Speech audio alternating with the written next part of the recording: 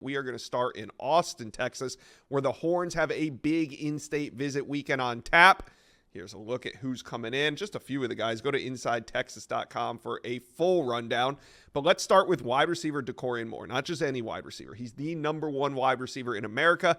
Decommitted from LSU a couple weeks ago, but was back in Baton Rouge over the weekend. Now he's going to be in Texas.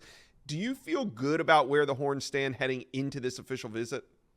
Absolutely. I think if you're putting betting odds on the four schools still in play for DeCorian Moore, Texas, LSU, Ohio State, and Oregon, the Longhorns would be the favorite. I think ultimately he will end up in Austin based on the way it's setting up right now. But this is a huge official visit because he is coming off two great trips, one to Ohio State where he got his family's blessing to be a Buckeye if he wants to be a Buckeye. And then LSU, he was the only recruit in Baton Rouge last weekend as Brian Kelly and his coaching staff were able to invest a lot of time into DeCorian Moore. But with the Longhorns, this is the school that the family has grown up rooting for. They bleed orange and blue there. Orange for the Texas Longhorns, blue for the Dallas Cowboys. It would be special for him to play for Texas with that family rooting history. But then you add in Steve Sarkisian, where he's taken this program, college football playoff last year.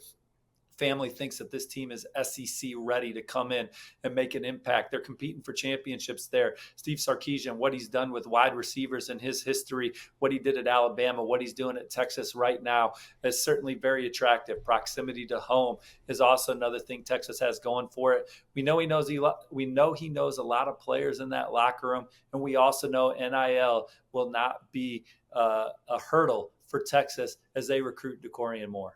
Yeah, I love where Texas stands with DeCorian Moore. I know there's still a little bit left to this recruitment, but I like the Horns' chances. Speaking of liking their chances, Riley Pettijohn trending at almost 95% on the recruiting prediction machine to Texas. Now, I know he's been to USC. I know he's been to Ohio State and some others, but it still seems like the Longhorns have a stranglehold on this recruitment.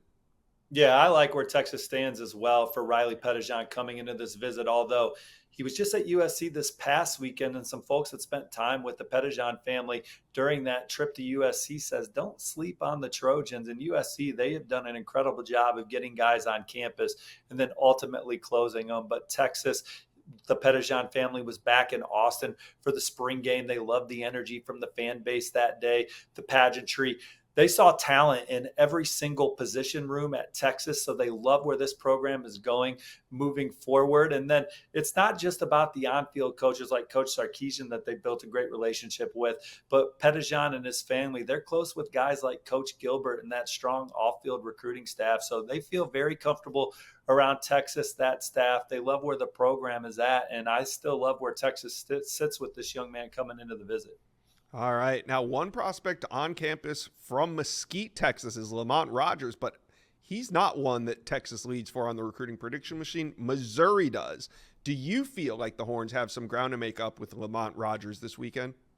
I do, but I think Texas is a program that can make up fast ground with these prospects once they get them on campus. I also think that Texas A&M is right there for Lamont Rogers, and now it's Texas's turn to swing the racket. All right, Steve, anything else you want to hit on when it comes to Horns recruiting this weekend? Well, Smith-Aragbo, the on 300 edge rusher, is expected at Texas this weekend. Texas Tech has had some recent buzz around them as of late, so we'll see if Texas is able to change that trajectory. And then they have a couple key out-of-state prospects that are going to be there this weekend. Defensive tackle Kevin Wynn, offensive tackle Nick Brooks, who has been very impressionable, was at Georgia 2 weekends ago. Bulldogs start to get some RPM buzz, including my forecast. Then he was at USC. There's a lot of people that think he could end up at USC. Now it's Texas's turn, so we'll see what they do with the visit. Marco Jones is down to Texas A&M in Michigan. So the Longhorns getting the last official visit of those three could be a big needle-moving opportunity for them. All right, Texas fans, let me know. Do you guys agree with my take on DeCorian Moore? Are the Horns the leader? Let me know. Comment section below.